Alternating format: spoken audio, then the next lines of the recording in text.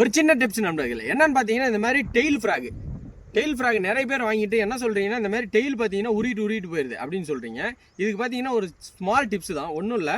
இப்போ இந்த ஃப்ராக் இருக்குது பார்த்தீங்கன்னா, ஃப்ராகில் இருந்து கொஞ்சம் இந்த மாதிரி வெளியே இழுத்துட்டு இந்த டிப்ஸை டெயிலை இந்த மாதிரி மடித்து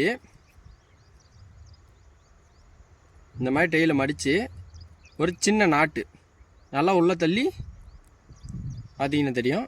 இந்த மாதிரி உள்ளே தள்ளி ஒரு நாட்டு போட்டுருங்க. நீங்கள் போட்ட நாட்டை இந்த மாதிரி பிடிச்சி நல்லா கெட்டியாக ஃப்ராகுக்குள்ளே வர மாதிரி